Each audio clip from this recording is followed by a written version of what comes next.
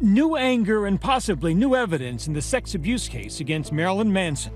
I am one of over a dozen women who have come forward publicly at immense personal risk to provide evidence about how Marilyn Manson has sexually assaulted them. We are all still waiting for answers. This week, the shock rocker is back in the headlines as dueling stories fight for the front page. There's been a lot of people who have been interviewed. There are multiple victims. And from time to time, there's new things that come up. At the same time, the prosecutors say there is new evidence in the long-standing accusations of rape and abuse against the Beautiful People artist. There are also accusations that the district attorney is fumbling the case and ignoring alleged victims. We will be ignored no longer.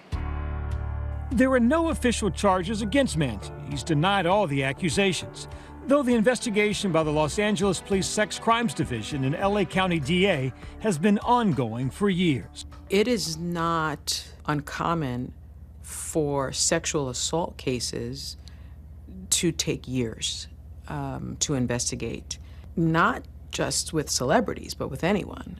You want to make sure you get it right. If you have multiple victims, you need to shore up that case. The 55-year-old singer stands accused by multiple women of sexual abuse, including ex-girlfriend, actress Evan Rachel Wood, and Game of Thrones actress Esme Bianco, who held a news conference yesterday demanding action. Almost 4 years ago, I did what victims of rape are supposed to do. I went to the police. I described to them in agonizing detail how the rock musician Brian Warner, better known by his stage name Marilyn Manson, had raped and abused me over the course of our relationship. I presented to them hundreds of pieces of evidence, including photos of my body covered in bites, bruises, and knife wounds, emails and text messages. The allegations against Manson, whose real name is Brian Warner, go back many years. Bianco was the first accuser to share her story on camera with ABC News back in 2021. He had sold me the premise of this music video. It was for a song called I Want to Kill You Like They Do in the Movies. And it got to the stage where he wanted to shoot the finale of the video, and he locked me in his bedroom and he tied me to a wooden prayer kneeler. I was half naked and he beat me with a whip, and he filmed it. Bianco provided ABC News with this photo, which she says is her back marked with whiplashes taken after the incident. Manson's ex-fiancée, actress Evan Rachel Wood, spoke with ABC back in 2022. So many survivors live in fear of judgment and retaliation, and mainly live with shame. And I know because I experienced it, and it was time to stop being silent. None of your business. Wood is known for her roles in hit films like 13. Let me see that. No, Mom! And shows like Westworld. Is this really what you want? They never gave us a choice before, Teddy. But in 2018, the actress took on a new role as an activist for domestic violence and sexual assault victims, testifying twice before lawmakers about what she says was her own personal experience with abuse. He broke me down through means of starvation, sleep deprivation, and threats against my life. Wood and Manson dated on and off for more than 4 years.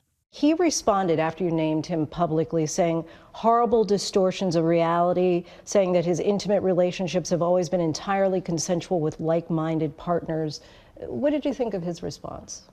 From what I can tell, he's alluding to the fact that maybe this was just kinky sex. Brian and I did not have a BDSM relationship. We did not have kinky sex. Long before getting involved with Wood or Bianco, Manson had fostered his controversial stage persona, the shock rocker known for The Dope Show. We're all stars now in The Dope Show. And that Sweet Dreams remake.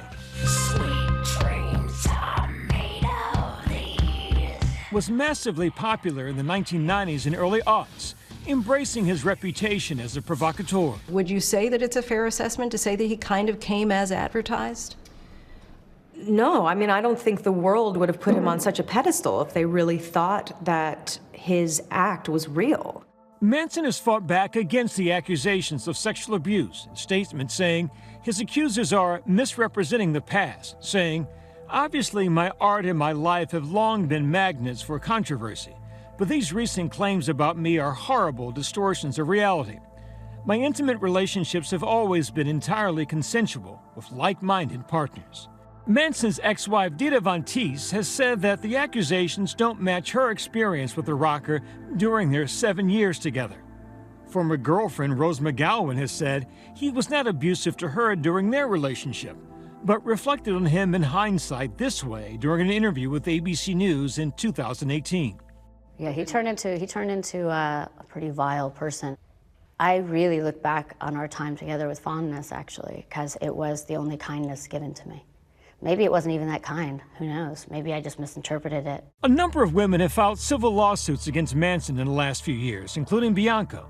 He has continued to deny all allegations against him, calling them untrue and meritless. Manson and Bianco eventually settled her civil lawsuit privately. Today, Manson's lawyer says he wants the DA to release the evidence, quote, so that everyone can see that what she says in front of a camera is directly refuted by the actual evidence in this case. Bianco contends the evidence will help arrest Manson, but she says that's something the DA has failed to do. I have reached out to Mr. Gascon directly, time and again, asking for him to meet with me and to offer an explanation of why they still haven't made a decision on whether to prosecute. And time and again, he has ignored me. Esme Bianco is facing a very common frustration that many alleged victims of crimes go through, and that's in the delay of pressing charges. But in a case like this against Marilyn Manson, the amount of evidence that the prosecution supposedly has and the time frame that they've had it, that seems to be quite a long time before charges are pressed. We are convinced that all this sexual assaults occur, right? Frankly, often some of these witnesses, because some of these cases are old, finding the people, getting people to remember has been very difficult. Gascon sat down with my co-anchor Juju Chang just hours after his office had announced it had new evidence in the Manson investigation, but he would not disclose what that evidence is. Can you characterize the new evidence? I cannot. It's not new allegations, right? It's corroborating evidence to some of the allegations that we've been working on. I cannot get into the details, but I can tell you that, that corroborates, some of the victims' allegations. So allegations that have been in the pipeline for years? They have been, correct. And what potential charges might you be pursuing? Well, again, because it's very early, we still got to confirm, and, we're working on this, but, you certainly have, you have forcible rape, right? Some of the stuff literally just came up just in the last 3 or 4 weeks. We're being also very careful because it seems promising. Meanwhile, Bianco continues to speak publicly, demanding action while awaiting potential criminal charges. Victims cannot be left to just fall through the cracks. The very least the elected district attorney can do is investigate and prosecute cases in a reasonable time frame. This is what true dignity and respect looks like to survivors. Justice delayed is justice denied. If you or someone you know is a victim of domestic violence and you need help, please call the Domestic Abuse Hotline at 1-800-799-7233 or go to thehotline.org.